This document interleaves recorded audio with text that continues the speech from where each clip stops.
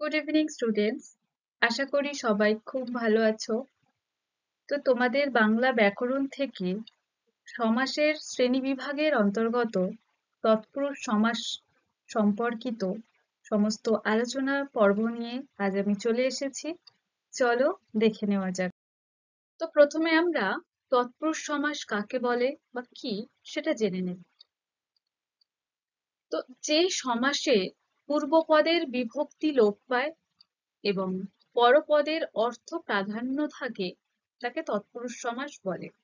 অর্থাৎ যে সমাসে সমাসবদ্ধ পদের পূর্বপদ এবং পরপদ মিলেই সমাসবদ্ধ পদ তৈরি হয়, তাই তো? তো সেই পূর্বপদের বিভক্তি লোপ পায় এবং পূর্বপদ যেটা থাকে সেটা কারকরূপী পদ থাকে। হ্যাঁ, অর্থাৎ যেমন কর্মকারক থাকে, কখনো অপাদান কারক থাকে, কখনো অধিকরণ কারক থাকে, কখনো নিমিত্ত, কখনো সম্বন্ধ পদ, এইরকম কারকরূপী পদ থাকে। অর্থাৎ তৎপুরুষ সমাসের ক্ষেত্রে পূর্বপদ কারকরূপী পদ হয় এবং সেই পূর্বপদ অর্থাৎ কারকরূপী পদের বিভক্তি লোপ পায় এবং যে পরপদ থাকে সেই পরপদের অর্থ প্রাধান্য থাকে, অর্থাৎ পরপদের অর্থটা বেশি প্রাধান্য পায়। সেই সমাসকে বলা হয় তৎপুরুষ সমাস। যেমন উদাহরণ দেখো, যেমন গাছে পাকা। এখানে গাছে পাকা থেকে সমাসবদ্ধ যে পদটা তৈরি হচ্ছে সেটা কি হচ্ছে না গাছ পাকা। দেখো, এটা পূর্বপদ, এটা পরপদ, তাই তো? তো পূর্বপদের কি আছে, বিভক্তি কি আছে এখানে এ, তাই তো? অর্থাৎ গাছ যুক্ত এ, গাছে। তো এই এটা, এই এ বিভক্তি যেটা যুক্ত আছে সেটা সমাসবদ্ধ পদের ক্ষেত্রে উঠে যাবে বা লোপ পাবে। এবং এটা দেখো, অধিকরণ কারকের বিভক্তি আছে, যে কিসে পাকা, কোথায় পাকা, এরকম।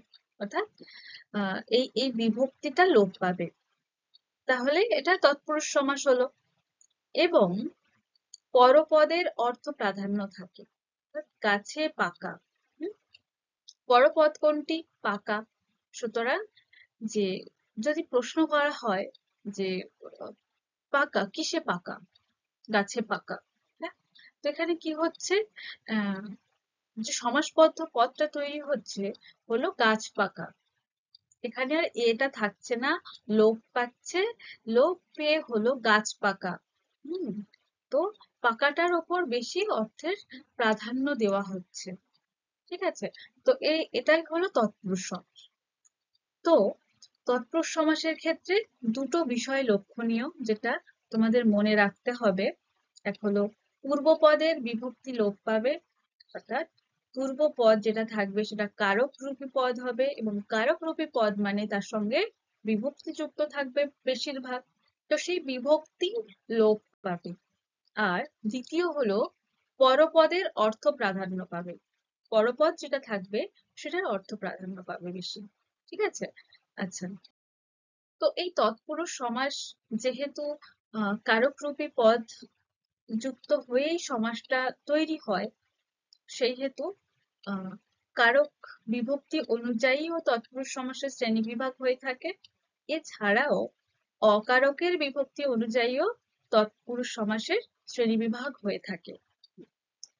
তো মূল কারক অনুযায়ী অর্থাৎ কারকরূপী পদের বিভক্তি অনুযায়ী তৎপুরুষ সমাসকে ৬টি ভাগে ভাগ করা যায়। সেগুলি হলো: ১. কর্মতৎপুরুষ, করণ তৎপুরুষ, নিমিত্ত তৎপুরুষ, অপাদান তৎপুরুষ, অধিকরণ তৎপুরুষ আর সম্বন্ধ তৎপুরুষ সমাস। এগুলি হলো কারক বিভক্তি অনুযায়ী ভাগ। হ্যাঁ, এবং এছাড়াও আরো কিছু শ্রেণীবিভাগ করা হয় তৎপুরুষ সমাসের, যেটা অকারকের বিভক্তি অনুযায়ী, অর্থাৎ সেগুলো কারক রূপে পদ নয় কিন্তু সেখানে বিভক্তি যুক্ত থাকে। তো সেই অনুযায়ী আরো 4খানা ভাগ আছে তৎপুরুষ সমাসের। সেগুলি হলো নং তৎপুরুষ অর্থাৎ না, না তৎপুরুষ, উপপদ তৎপুরুষ, উপসর্গ তৎপুরুষ আর ব্যাপ্তি তৎপুরুষ। ঠিক আছে? তো এবার আমরা এই যে শ্রেণীবিভাগগুলির নাম জানলাম, সেগুলো আলাদা আলাদা ভাবে বিস্তারিত ভাবে আমরা জানবো। তো প্রথমে আসি কর্ম তৎপুরুষ সমাস, অর্থাৎ তৎপুরুষ সমাসের কারকরূপী পদের যে বিভক্তি অনুযায়ী যে শ্রেণীবিভাগ, তার প্রথম ভাগ হলো কর্ম তৎপুরুষ সমাস। তো এই কর্ম তৎপুরুষ সমাস কি, বা কোন সমাসবদ্ধ পদগুলিকে বা কোন ব্যাসবাক্যগুলিকে এই কর্ম তৎপুরুষ সমাসের মধ্যে অন্তর্ভুক্ত করা হয়, সেগুলো জেনে নেব। তো এই কর্ম তৎপুরুষ সমাস কি বা কাকে বলে? না, যে তৎপুরুষ সমাসে পূর্বপদে কর্মের বিভক্তি কে লোপ পায় তাকে কর্ম তৎপুরুষ সমাস বলে। তো এই কর্ম তৎপুরুষে আসার আগে আমাদের আগে জানতে হবে কর্ম সম্পর্কে, তাই তো? অর্থাৎ এটা যেহেতু কারক রূপী পদ বসে, পূর্বপদ, তো সেই কারকটা আগে জানতে হবে।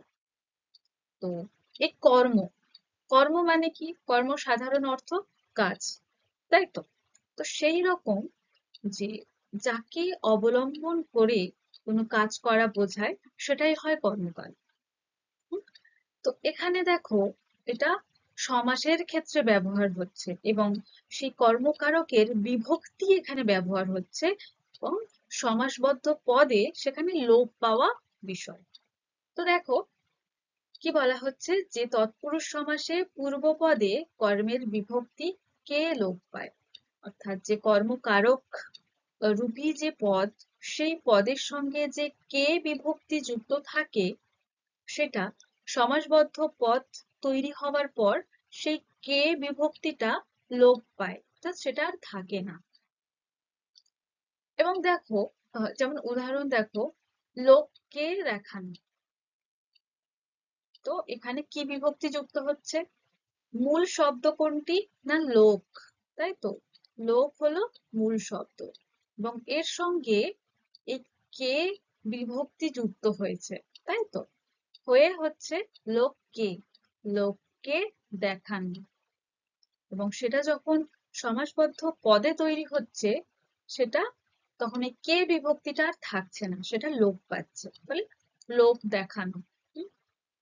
এবং দেখো, লোককে দেখানো, কাকে দেখানো? এই যে কাজটা সম্পন্ন করা হচ্ছে, কাকে অবলম্বন করে? না লোককে, তাই তো? লোককে দেখানো, কাকে দেখাচ্ছে? লোককে দেখাচ্ছে। কার উপর অবলম্বন করে? লোকের উপর অবলম্বন করেই ক্রিয়াটা সম্পন্ন করছে, তাই না? মানে যদি লোকটা না থাকতো, তাহলে কাকে দেখাতো? কাকে অবলম্বন করে ক্রিয়াটা সম্পন্ন করতো? হুম? তো যেহেতু এখানে রয়েছে সেটা, অর্থাৎ সেই পদ বা সেই শব্দটি, অর্থাৎ যাকে অবলম্বন করে ক্রিয়াটা সম্পন্ন করবে, সেটা রয়েছে, ফলে এটা কর্মকারক। তো এখানে আমরা সমাস করছি। তৎপুরুষ সমাসের ক্ষেত্রে কেবল আমাদের চিন্তা হবে যে কোনটা কর্ম তৎপুরুষ সমাস, কারকের কথাটাও আমাদের মাথায় রাখতে হবে, পাশাপাশি সমাস আমাদের নির্ণয় করতে হবে, ঠিক? তো এখানে দেখো, যেহেতু এটা কর্মকারক রূপী পদ, হুম, এবং এখানে কে বিভক্তি যুক্ত থাকছে, তো এটা যখন সমাসবদ্ধ পদ তৈরি হবে, তখন কে বিভক্তিটা লোপ পাবে, ফলে লোককে দেখানো সেটা হয়ে যাচ্ছে লোক দেখানো। হ্যাঁ, এছাড়াও যেমন বাসনকে মাজা, কি মাজা? কাকে মাজা? কাকে অবলম্বন করে বা কিসের ওপর অবলম্বন করে ক্রিয়াটা সম্পন্ন হচ্ছে? না বাসনকে, তাই তো? বাসন মাজা হচ্ছে। হ্যাঁ, সেই হেতু এটা কি কর্মকারক রূপী পদ, আমরা চিনতে পারছি। তো এবং সব থেকে যেটা, সেটা হলো কে বিভক্তিও যুক্ত রয়েছে। হুম? তো যখন এটাকে আমরা সমাস নির্ণয় করব, বা এটাকে সমাসবদ্ধ পদে তৈরি করব বা পরিবর্তন করব, তখন কি হয়ে যাবে? না এই কে বিভক্তিটা লোপ পাবে, ফলে বাসনকে মাজা সেটা হয়ে যাবে বাসন মাজা। তেমনি হ্রদকে দেখা, কে লুপ্ত হয়ে যাবে, হয়ে যাবে হ্রদ দেখা। এছাড়াও যেমন গা ঢাকা, অর্থাৎ গা কে ঢাকা, গা ঢাকা। পকেটকে মার, পকেট মার। সাপকে খেলানো, সাপ খেলানো। কাপড়কে কাচা, কাপড় কাচে। এগুলো কি কর্মকারক রূপী পদের সঙ্গে যে কে বিভক্তি থাকছে সেটা তৎপুরুষ সমাসে সেটা লোপ পাবে। হ্যাঁ, তো এইরকম যে পূর্বপদের কর্মের যে বিভক্তি কে লোপ পেলে সেই সমাসকে বলা হবে কর্ম তৎপুরুষ সমাস। ঠিক আছে, বুঝতে পেরেছো?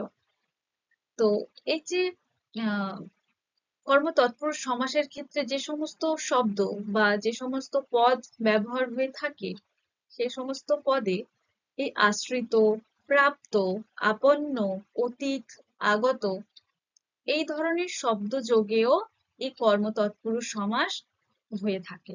হুম? যেমন উদাহরণ দেখো, গঙ্গাকে প্রাপ্ত, গঙ্গা প্রাপ্ত। দেখো এখানে প্রাপ্ত শব্দটাও থাকছে। হ্যাঁ, যে গঙ্গা প্রাপ্ত। তো এই এই যে কে বিভক্তি রয়েছে সেটাও কিন্তু লোপ পাচ্ছে। হুম? তো ফলে হয়ে যাচ্ছে গঙ্গা প্রাপ্ত। চরণকে আশ্রিত। হুম? এখানে আহ চরণকে আশ্রিত অর্থাৎ যে যেটা হচ্ছে সেটা চরণের ওপর অবলম্বন করে এই আশ্রয় শব্দটা আসছে বা আশ্রিত শব্দটি আসছে। হ্যাঁ, বা এই কাজটি সম্পন্ন হচ্ছে। ফলে এটা কি কর্ম বা কর্মকারক রূপী পদ। তো এই যে কর্মকারক রূপী পূর্বপদ সেখানে যে কে বিভক্তি থাকছে, তো নিয়মানুযায়ী কি হবে সমাসবদ্ধ পদের ক্ষেত্রে, তখন এই কে বিভক্তিটা লোপ পাবে বা লুপ্ত হবে, হয়ে যাবে দুটো মিলিয়ে চরণাশ্রিত। হুম? এছাড়াও যেমন দেবকে আশ্রিত, দেবাশ্রিত, সাহায্যকে প্রাপ্ত, সাহায্য প্রাপ্ত, হুম? বয়বকে প্রাপ্ত, বয়ব প্রাপ্ত। ঠিক আছে, বিপদকে আপন্ন। দেখো এখানেও আপন্ন শব্দ রয়েছে। বিপদকে আপন্ন, কে বিভক্তি উঠে গিয়ে হয়ে যাবে বিপদাপন্ন। সংক্ষেপ হলো স্মরণকে আগত, কি হবে কে বিভক্তি উঠে গেলে হবে শরণাগত। হুম? এছাড়াও স্মরণকে অতীত, শরণাতীত। দেখো এগুলো চেনার উপায় মাত্র, এগুলো তোমাদের মনে রাখতে হবে যে কর্মতৎপুরুষ সমাসের ক্ষেত্রে এই ধরনের পদ থাকতে পারে। হুম, যে এই আশ্রিত যুক্ত শব্দ থাকবে, প্রাপ্ত যুক্ত শব্দ থাকবে, আপন্ন যুক্ত, অতীত, আগত ইত্যাদি এই ধরনের শব্দগুলো মোটামুটি যুক্ত থাকবে সেই পদের সঙ্গে, যেগুলো দেখে তোমরা সহজে চিনতে পারবে যে এটা তৎপুরুষ সমাস এবং কর্ম তৎপুরুষ সমাস। হুম? তাহলে এই কর্ম তৎপুরুষ সমাসের মূল কথা কি, যেটা হলো যে কে বিভক্তি থাকবে সেটা লোপ পাবে। ঠিক আছে, আর এই কর্ম তৎপুরুষ সমাসের ক্ষেত্রে আশ্রিত, প্রাপ্ত, আপন্ন, অতীত, আগত এই ধরনের শব্দ যুক্ত থাকবে। ঠিক আছে, তারপর এবার আসি তৎপুরুষ সমাসের দ্বিতীয় শ্রেণী বিভাগ, অর্থাৎ কারক রূপী বিভক্তি অনুযায়ী যে ভাগ, তার দ্বিতীয় ভাগ হলো করণ তৎপুরুষ সমাস। তো এই করণ তৎপুরুষ সমাস কাকে বলে? না, যে তৎপুরুষ সমাসে পূর্বপদে করণের জন্য বিভক্তি রূপে ব্যবহৃত দিয়া, দ্বারা ইত্যাদি লোপ পায় তাকে করণ তৎপুরুষ সমাস বলে। তো এখানে মূল বিষয় হলো যে করণ, অর্থাৎ করণ কারক রূপী পদ এখানে যুক্ত থাকছে। তো তাই আমাদের জানতে হবে যে করণ কারক তাহলে কি বা কাকে বলে। তো যার দ্বারা কর্তা কোনো কাজ সম্পন্ন করে সেটাই করণ কারক, তাই তো, বা যার সাহায্যে। তো দেখো এখানে উদাহরণ দেখো, রোগ দ্বারা শীর্ণ, কিসের দ্বারা শীর্ণ? যে রোগ দ্বারা, এই রোগের দ্বারায় এই ক্রিয়াটা সম্পন্ন হচ্ছে, ফলে এটা করণ কারক আমরা বুঝতে পারছি। তো করণ কারকের যে বিভক্তি যুক্ত থাকে কি জানি আমরা, যে দিয়া, দ্বারা এই ধরনের বিভক্তি থাকে, তাই তো। তো যেহেতু এটা করণ কারকের যে এই বিভক্তি যুক্ত থাকছে, তাই এই যে সমাসটি হবে সেটা হবে করণ তৎপুরুষ সমাস। তো দেখো যেমন এই যে বললাম রোগ দ্বারা শীর্ণ, তো এই যে করণ কারক রূপী যে বিভক্তি থাকছে করণ তৎপুরুষের ক্ষেত্রে কি হবে, না এই বিভক্তিটা লোপ পাবে বা লুপ্ত হয়ে যাবে। ফলে হচ্ছে দেখো রোগ শীর্ণ, দ্বারাটা লুপ্ত হয়ে হলো রোগ শীর্ণ। তেমনি আরো যেমন রোগ দ্বারা জীর্ণ, কি হচ্ছে এই দ্বারা যে বিভক্তিটা যুক্ত থাকছে সেটা উঠে যাবে, সেটা লুপ্ত হয়ে যাবে, হয়ে গিয়ে হলো পূর্বপদ আর পরপদ মিলে যে সমাসবদ্ধ পদটি তৈরি হচ্ছে সেটা হয়ে যাবে রোগ জীর্ণ। তেমনি ঢেঁকি দ্বারা ছাঁটা, ঢেঁকি ছাঁটা কিসের দ্বারা ছাঁটা হচ্ছে বা কিসের সাহায্যে ছাঁটা হচ্ছে? না ঢেঁকির দ্বারা, তাই তো। তো যার সাহায্যে কর্তা ক্রিয়া সম্পন্ন করে সেটা করণ কারক হয়। তো এখানে যেহেতু করণ কারক হচ্ছে আমরা বুঝতে পারছি, এবং এই দ্বারা এই বিভক্তিটাও যুক্ত আছে। হুম তো এই করণ কারক রূপী যে পদ এবং সেখানে যে বিভক্তি যুক্ত থাকছে, তো সেই বিভক্তি যখন লোপ পাবে কোন সমাস হয়ে যাবে? না করণ তৎপুরুষ সমাস। ঢেঁকি দ্বারা ছাঁটা, দ্বারাটা লুপ্ত হয়ে হয়ে যাবে ঢেঁকি ছাঁটা। হ্যাঁ, তেমনি ধূলি দ্বারা ধূসর, এই দ্বারা দ্বারা বিভক্তি কি হবে? লোপ পাবে, ফলে হয়ে যাবে ধূলি ধূসর। গোঁজা দ্বারা মিল, এখানেও দ্বারা আছে অর্থাৎ দ্বারা বিভক্তি যুক্ত আছে। তো দ্বারা বিভক্তি থাকলে আমরা কি জানি যে করণ কারক। তো দ্বারা দিয়া কর্তৃক এই এই ধরনের বিভক্তি থাকলে আমরা জানি যে করণ কারক হয়। তো এখানে যেহেতু এরকম এই দ্বারা দিয়া বিভক্তিগুলো থাকছে, তাই আমরা সহজেই বুঝতে পারবো যে এটা করণ তৎপুরুষ সমাসের ক্ষেত্রে। তো এই গোঁজা দ্বারা মিল, এই দ্বারা যে বিভক্তি সেটা লোপ পেয়ে আমাদের নিয়ম অনুযায়ী হয়ে যাবে গোঁজা মিল। তেমনি ছায়া দ্বারা ঘেরা, দ্বারা লুপ্ত হয়ে হয়ে যাবে ছায়া ঘেরা। তেমনি ঘৃত দ্বারা পক্ক, ঘৃত পক্ক। ঠিক আছে। তো এই করণ তৎপুরুষ সমাসের ক্ষেত্রে কখনো কখনো দেখা যায় হীন, রহিত, শূন্য এই ধরনের শব্দগুলি পরপদ রূপে ব্যবহৃত হয়। কি কি? না হীন, রহিত আর শূন্য। মনে রেখো এটা কিন্তু পরপদে। যে পূর্বপদে করণের যে বিভক্তি থাকে সেটা তো লোপ পায়, এবং করণ তৎপুরুষের ক্ষেত্রে যে পরপদ থাকে সেই পরপদেও কখনো কখনো হীন, রহিত, শূন্য এই ধরনের শব্দ যুক্ত থাকে। এগুলো সহজে চেনার উপায়, এগুলো তোমরা মনে রাখলে সহজেই তোমরা চিহ্নিত করতে পারবে যে এটা তো করণ তৎপুরুষ সমাস। তো দেখো, যেমন দেখো শ্রী দ্বারা হীন, কি হচ্ছে? শ্রীহীন। এখানে তো বিভক্তি থাকছেই, করণ কারকের বিভক্তি তো থাকছেই, যেটা দ্বারা তোমরা আরো সহজেই বুঝতে পারবে। এছাড়াও যে হীন শব্দটি যুক্ত থাকছে শেষে, পরপদে হীন থাকছে, ফলে এই দ্বারা লোপ পেয়ে হয়ে যাবে শ্রীহীন। তেমনি বুদ্ধি দ্বারা হীন, বুদ্ধিহীন দ্বারা উঠে যাবে, গিয়ে পূর্বপদ আর পরপদ মিলে হয়ে যাবে বুদ্ধিহীন। তেমনি সঙ্গী দ্বারা হীন, সঙ্গীহীন। আচ্ছা, তেমন আরো জ্ঞান দ্বারা শূন্য, জ্ঞান শূন্য। গণ্ডি দ্বারা হীন, গণ্ডিহীন। হ্যাঁ, তৃণ দ্বারা শূন্য, দেখো এখানে শূন্য থাকছে, জ্ঞান দ্বারা শূন্য, শূন্য থাকছে, অর্থাৎ পরপদে একটা এই শূন্য শব্দ যুক্ত থাকছে। তো হীন, রহিত, শূন্য কোন তৎপুরুষের ক্ষেত্রে পরপদে যুক্ত থাকে? না করণ তৎপুরুষের ক্ষেত্রে। ঠিক আছে। তেমনি জ্ঞান দ্বারা রহিত, জ্ঞান রহিত। হ্যাঁ, এই রহিত শব্দ শেষে যুক্ত আছে, ফলে এবং এই দ্বারা তো থাকছেই বিভক্তি পূর্বপদের সঙ্গে, ফলে আমরা সহজেই চিনতে পারবো যে এটা করণ তৎপুরুষ সমাস। তো এই হীন, রহিত, শূন্যের মতো আরো যুক্ত, অন্বিত, বিশিষ্ট এই ধরনের যুক্তাক্ষর শব্দ পরপদ রূপে ব্যবহৃত হয়েও করণ তৎপুরুষ সমাস হয়ে থাকে। যেমন যুক্তি দ্বারা যুক্ত, তো এখানে যুক্ত শব্দটি যুক্ত রয়েছে, অর্থাৎ এরকম একটা যুক্তার্থক শব্দ থাকবে, যুক্ত থাকবে।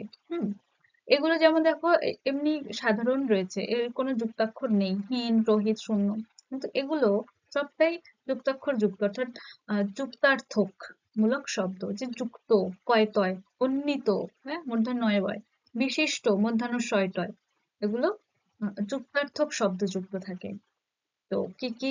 যুক্ত, অন্বিত, বিশিষ্ট, এই ধরনের যুক্তার্থক শব্দ করণ তৎপুরুষের ক্ষেত্রে পরপদ রূপেও ব্যবহৃত হয়। মনে রাখবে এই তিনটি যুক্তার্থক শব্দ। যেমন বললাম যুক্তি দ্বারা যুক্ত, এখানে করণ কারকের দ্বারা বিভক্তি তো রয়েছেই, প্লাস এই যুক্ত ওয়ালা যে এই যে শব্দটি, সেটাও এখানে থাকছে বা ব্যবহৃত হচ্ছে, ফলে এটা করণ তৎপুরুষ। এবং আমাদের নিয়ম অনুযায়ী যে সমাসবদ্ধ পদটি তৈরি হবে, সেক্ষেত্রে কি হবে না, এই দ্বারা অর্থাৎ করণ কারকের যে বিভক্তি দ্বারা, সেই বিভক্তি লোপ পাবে, ফলে হয়ে যাবে যুক্তিযুক্ত।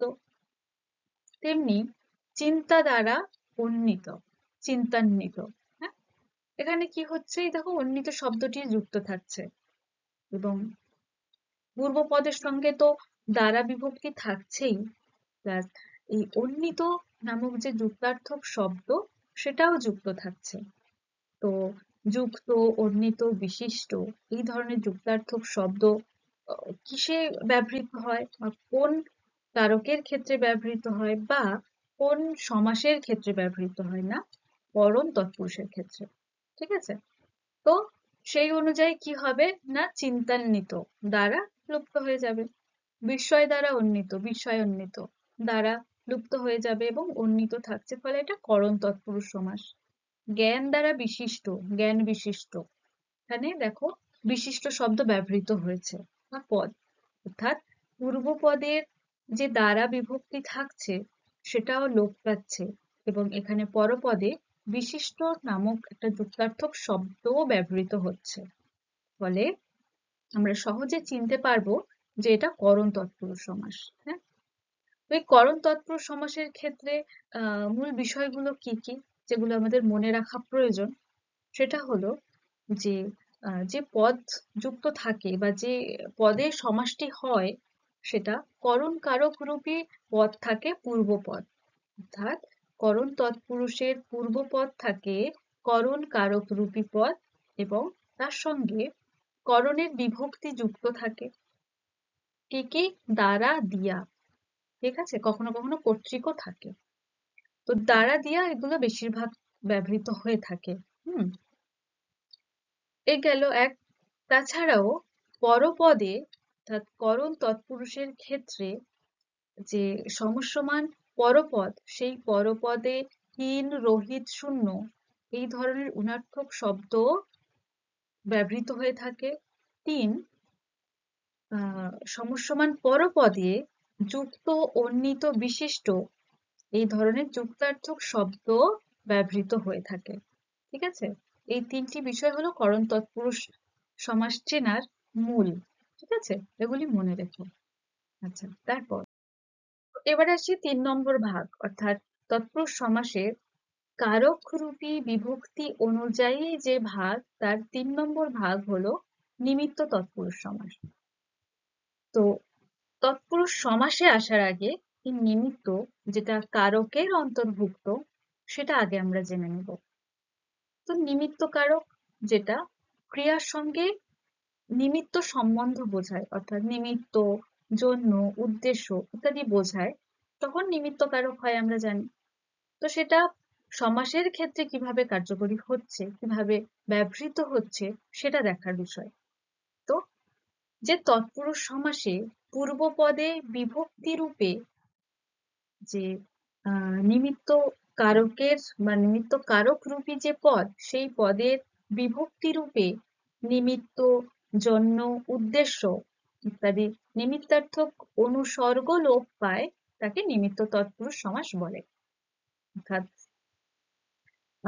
দেখো যে ব্যাসবাক্যে যে পূর্বপদ এবং পরপদ থাকে, সেই যে পূর্বপদটি সেটা নিমিত্ত কারক রূপী পদ, এবং সেই পূর্বপদে বিভক্তি রূপে নিমিত্ত কারকের যে বিভক্তি সেগুলো যুক্ত থাকে, যেমন নিমিত্ত, জন্য, উদ্দেশ্য, এগুলি যুক্ত থাকে। এবং সেটা যখন সমাসবদ্ধ পদ তৈরি হয়, সেক্ষেত্রে সে নিমিত্ত কারক রূপী যে বিভক্তিগুলি অর্থাৎ নিমিত্ত, জন্য, উদ্দেশ্য, এগুলো লোপ পাবে। ফলে যে সমাস তৈরি হবে সেটা হবে নিমিত্ত তৎপুরুষ সমাস। ঠিক আছে? যেমন দেখো উদাহরণ, জুপের নিমিত্ত কাষ্ঠ। এখানে নিমিত্ত সম্বন্ধ হচ্ছে, তাই তো? তো এবং বিভক্তি রূপে নিমিত্তও থাকছে, এবং সেটা যখন সমাসবদ্ধ পদ তৈরি হচ্ছে, সেক্ষেত্রে এই নিমিত্ত নামক যে বিভক্তি সেটা লোপ পাচ্ছে। ফলে হয়ে যাচ্ছে যুপ কাষ্ঠ বা যুপকাষ্ঠ, তাই তো? যেমন লোকের নিমিত্ত হিত, লোকহিত। এই যে নিমিত্ত যে বিভক্তি যেটা যুক্ত রয়েছে, সেটা সমাসবদ্ধ পদে বা সমস্ত পদে কি হয়ে যাবে না, সেটা লোপ পাবে, লুপ্ত হয়ে যাবে। ফলে যে সমাস তৈরি হচ্ছে সেটা হয়ে যাবে নিমিত্ত তৎপুরুষ সমাস, যে লোকহিত। তেমনি শয়নের নিমিত্ত কক্ষ, কি হবে নিমিত্ত লোপ পেলে? শয়ন কক্ষ। বিয়ের জন্য পাগলা, কি হবে? বিয়ে পাগলা। এই জন্যটা সেটা লোপ পাবে। এবং মনে রাখতে হবে যে নিমিত্ত কারকের ক্ষেত্রে কি কি বিভক্তি যুক্ত হয়? নিমিত্ত, জন্য, উদ্দেশ্য। তো এখানে জন্য বিভক্তি যুক্ত হচ্ছে পূর্ব পদের সঙ্গে, এবং সেটা যখন সমাসবদ্ধ পদ তৈরি হচ্ছে, পূর্ব পদের সেই বিভক্তি যেটা জন্য আছে সেটা লোপ পাচ্ছে। ফলে কি হচ্ছে? বিয়ের জন্য পাগলা সেটা হয়ে যাবে সংক্ষেপে বিয়ে পাগলা। তেমনি বালিকাদের জন্য বিদ্যালয়, জন্য আছে, সেটা লোপ পেয়ে হয়ে যাবে বালিকা বিদ্যালয়। মরার জন্য কান্না, কি হবে? মরা কান্না। জন্য লোপ পাবে। রান্নার নিমিত্ত ঘর, রান্নাঘর, এই নিমিত্তটা লোপ পাবে, এবং এই পূর্বপদ পরপদ মিলে একটা সংক্ষেপে সমাসবদ্ধ পদ তৈরি হবে, সেটা হলো রান্নাঘর। আরো কিছু উদাহরণ, যেমন ক্রীড়া শৈল, ক্রীড়ার নিমিত্ত শৈল। অনাথের জন্য আশ্রম, অনাথ আশ্রম। স্মৃতির উদ্দেশ্যে মন্দির, স্মৃতি মন্দির। স্মৃতির উদ্দেশ্যে মন্দির, মানে উদ্দেশ্য বোঝাচ্ছে। ফলে এটা কি হবে? নিমিত্ত কারক রূপী একটা বিভক্তি যুক্ত আছে পূর্ব পদের সঙ্গে, তাই তো? এবং সেই পূর্ব পদের সঙ্গে যুক্ত থাকা সেই যে নিমিত্ত কারক রূপী যে বিভক্তি, সেটা লোপ পেয়ে হয়ে যাবে স্মৃতি মন্দির, অর্থাৎ নিমিত্ত তৎপুরুষ সমাস। হ্যাঁ, তেমনি এরকম অনেক উদাহরণ আছে, যেমন স্নান যাত্রা, ভিক্ষাঝুলি, ছাত্রাবাস, দেব মন্দির, রাজকর, সংবাদপত্র, ইত্যাদি আরো বহু উদাহরণ আছে নিমিত্ত তৎপুরুষের ক্ষেত্রে, যেগুলো তোমরা বইতেও পেয়ে যাবে। ঠিক আছে? আচ্ছা, তার পরবর্তী শ্রেণীবিভাগ হলো অপাদান তৎপুরুষ। অর্থাৎ এটাও কারকরূপী বিভক্তি অনুযায়ী তৎপুরুষের ভাগ অপাদান তৎপুরুষ সমাস। তো এই অপাদান তৎপুরুষ সমাস কি? তার আগে আমাদের এই অপাদান সম্পর্কে মনে করে নিতে হবে, তাই তো? তো এই অপাদান কারক কখন হয়? যে যে পদ দ্বারা কোনো কিছুর বা কোনো কিছু গৃহীত হওয়া, রক্ষিত হওয়া, পতিত হওয়া, ভীত হওয়া ইত্যাদি বোঝায়, তখন বা ইত্যাদি উৎপন্ন হয়, সেগুলোকে অপাদান কারক বলে। অর্থাৎ ক্রিয়ার সঙ্গে যখন অপাদান বোঝাবে বা অপাদান সম্পর্ক যুক্ত থাকবে, সেটাই অপাদান কারক। তো অপাদান কারকের বিভক্তি অনুযায়ী আমরা কি জানি যে কি ব্যবহৃত হয়? হইতে, থেকে, তাই তো? তো দেখা যাক এখানে সেই অপাদান কারক রূপী পদ সমাসে কিভাবে ব্যবহৃত হচ্ছে। তো এই অপাদান তৎপুরুষ সমাস কাকে বলে? না, যে তৎপুরুষ সমাসে পূর্ব পদে অপাদানের জন্য বিভক্তি রূপে ব্যবহৃত হইতে, থেকে ইত্যাদি অনুসর্গ লোপ পায়, তাকে অপাদান তৎপুরুষ সমাস বলে। তো আমরা জেনেছি যে অপাদান তৎপুরুষ মানে অপাদান কারকের বিভক্তি সাধারণত হইতে, থেকে হয়ে থাকে। তো তৎপুরুষ মানে সমাসের ক্ষেত্রে কি হবে? তাহলে সেই হইতে, থেকে যে বিভক্তিগুলো পূর্ব পদের সঙ্গে যুক্ত থাকবে, সেটা সমাসবদ্ধ পদ তৈরি হওয়ার পরে এই সমাসবদ্ধ পদে সেই যুক্ত হওয়া হইতে থেকে নামক যে বিভক্তি সেগুলো লুপ্ত হয়ে যাবে, লোপ পাবে, ফলে অপাদান তৎপুরুষ সমাস তৈরি হয়ে যাবে। যেমন দেখো, অগ্নি থেকে ভয়, দেখো একটা ভীত বা ভয়গ্রস্ত কিছু উৎপন্ন হচ্ছে। অগ্নি থেকে ভয়, আগুন থেকে ভয় উৎপন্ন হচ্ছে, তাই তো? ফলে এটা কি জানি, তাহলে আমরা অপাদান কারক হবে, অর্থাৎ অপাদান কারকের বিভক্তি যুক্ত থাকছে। তো এই ব্যাস বাক্যে সমসমান পূর্বপদ আর এটা সমসমান পরপদ, এই পূর্বপদের সঙ্গে এই থেকে বিভক্তি যুক্ত থাকছে, এবং সেটা যখন সমাসবদ্ধ পদ সৃষ্টি হবে সেক্ষেত্রে এই যে থেকে যে বিভক্তি সেটা লোপ পেয়ে যাবে, হয়ে হচ্ছে অগ্নিভয়। তেমনি সত্য থেকে ভ্রষ্ট, সত্য ভ্রষ্ট, যে পতিত হওয়া, রক্ষিত, গৃহীত, হ্যাঁ, ভ্রষ্ট হয়ে যাচ্ছে, ফলে সেরকম কিছু অর্থ প্রকাশ করছে, ফলে অপাদান কারক, তাই তো? অপাদান কারকের বিভক্তিও যুক্ত থাকছে এখানে থেকে। সুতরাং পূর্বপদের সঙ্গে যে অপাদানমূলক যে বিভক্তি যুক্ত থাকছে সেটা যখন সমাসবদ্ধ পদ তৈরি হচ্ছে সেক্ষেত্রে আর থাকছে না, সেটা লোপ পাচ্ছে, ফলে হচ্ছে পূর্বপদ আর পরপদ শুধু দুটো মিলে সংক্ষেপে হয়ে যাচ্ছে সত্যভ্রষ্ট। তেমনি বিলাত থেকে ফেরত, বিলাত ফেরত, থেকেটা লুপ্ত হয়ে যাচ্ছে। দল থেকে ছাড়া, দল ছাড়া, এখানে থেকেটাও অর্থাৎ এই বিভক্তিটাও লুপ্ত হয়ে যাচ্ছে। তেমনি আরো যেমন রাজ্যচ্যুত, এই চ্যুত হয়ে যাওয়া মানে বিচ্যুত হয়ে যাওয়া, পতিত, রক্ষিত, অপাদান কারক।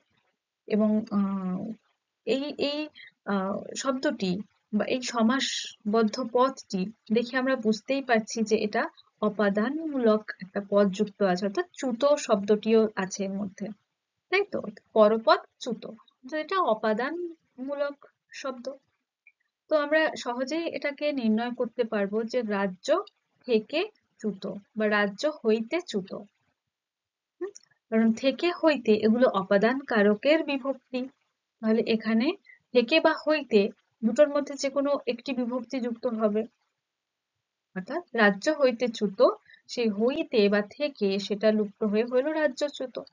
যুদ্ধোত্তর, যুদ্ধ থেকে উত্তর, রোগ মুক্ত, রোগ থেকে মুক্ত বা রোগ হইতে মুক্ত, সাপ থেকে মুক্ত, সাপ মুক্ত। তেমনি ভস্যজা, মৃত্যুর যা, সর্প ভয়, হ্যাঁ, বিদেশাগত, ঋণ মুক্তি, কর্মবিরতি ইত্যাদি অনেক উদাহরণ আছে অপাদান তৎপুরুষের ক্ষেত্রে।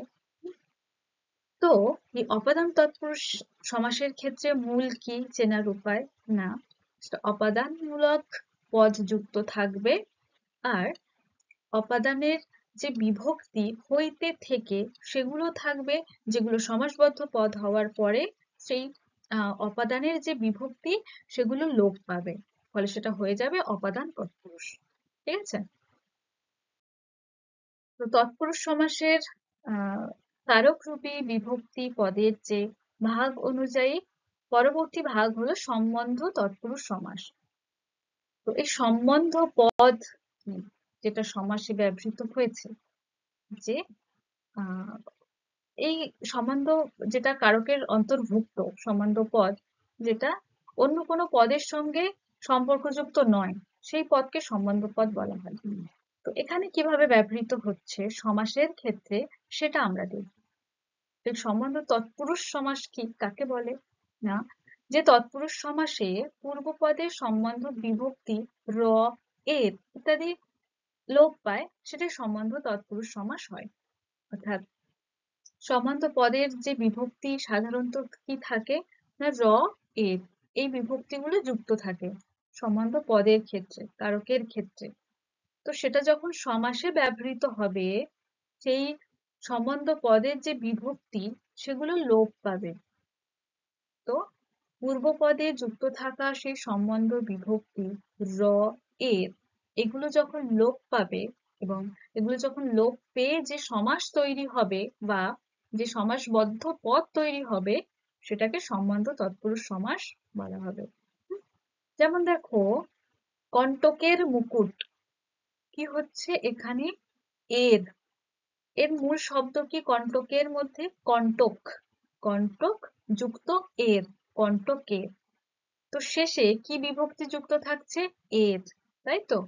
তো এখানে এই এর যে বিভক্তি সেটা লুপ্ত হয়ে যাবে, ফলে যে সমাসবদ্ধ পদটি হচ্ছে কণ্টকমুখ। তেমনি বিশ্বের স্রষ্টা, বিশ্ব স্রষ্টা, এখানে কি মূল শব্দ কি? বিশ্ব, তৈরি যুক্ত হচ্ছে কি? এর, তাই তো? তো সেটা যখন লুপ্ত হয়ে যাবে, গিয়ে সমাস যখন তৈরি হবে, হয়ে যাবে বিশ্ব স্রষ্টা, এর বা র, সেটা লুপ্ত হয়ে যাবে। জলের পিপাসা, এখানে এর বিভক্তিও লুপ্ত হয়ে যাবে জল পিপাসা। তেমনি সবের দাহ, অর্থাৎ সব দাহ, এই র বা এর, এই ধরনের বিভক্তিগুলো লোপ পেয়ে যে সমাস তৈরি হয় সেটাকে সম্বন্ধ তৎপুরুষ সমাস বলা হবে। ঠিক আছে? তো এই সম্বন্ধ তৎপুরুষ সমাসের ক্ষেত্রে মনে রাখার মূল বিষয় কি না, সম্বন্ধ কারকের যে র এর বিভক্তি থাকে সেটা এই সম্বন্ধ তৎপুরুষের ক্ষেত্রে লোপ পাবে, ব্যাস এটুকুই। সেটা লোপ পেয়ে গেলেই সম্বন্ধ তৎপুরুষ সমাস হয়ে যাবে। তো আজকে এটুকুই। তৎপুরুষ সমাসের যে টোটাল যে 10খানা শ্রেণীবিভাগ দেখানো হয়েছে সেগুলোর মধ্যে কয়েকটি শ্রেণীবিভাগ নিয়ে আজ আলোচনা হলো, এবং এর পরবর্তী আলোচনা হবে আবার পরের ক্লাসে। কেমন? তো ভালো থেকো সবাই, দেখা হচ্ছে পরের ক্লাসে। ধন্যবাদ।